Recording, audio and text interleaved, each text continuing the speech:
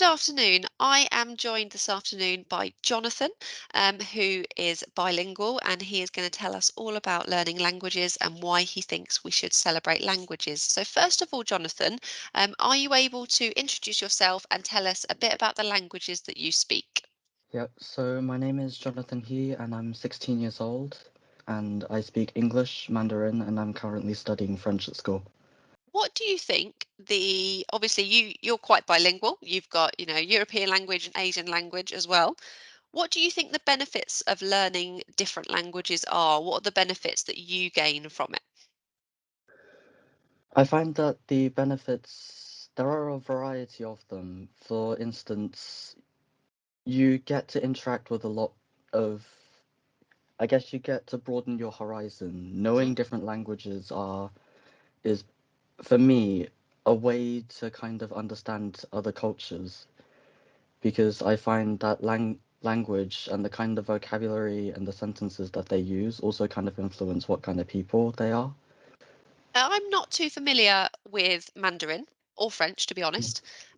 What are the main differences between them for you, or is there any kind of sticking points that you find with them? Do you ever get confused, that sort of thing? Not really, because I would say Mandarin and French, firstly, the sentence structure is really different, plus it Yeah, also sounds quite different. yeah, it does. It does. Brilliant. And the alphabet is completely different in Mandarin as well, isn't it? Yeah. So the Mandarin language is made up firstly of six main vowel sounds. And before that, there are basically consonants, Yeah. our Mandarin version of consonants. And by putting these kind of sections of words together and then giving it a specific pitch, Hmm. basically helps us determine what word it is. Brilliant. Jonathan, why do you think we should celebrate languages? What is the point?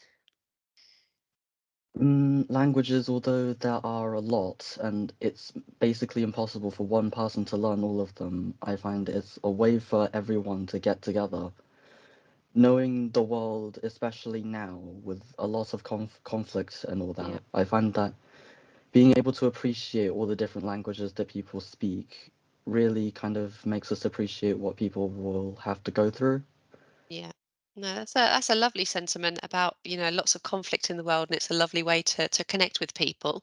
Finally, if there is another child or young person out there with a vision impairment who are thinking about learning another language but isn't sure, um, not sure whether to begin, what would your advice be to them?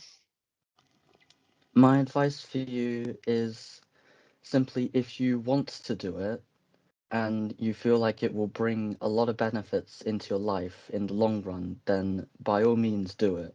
What other people say, you should just make it fade back because if you condense it down, it's still all your life, despite you having a disability and despite you having disadvantages, it's still your life to live.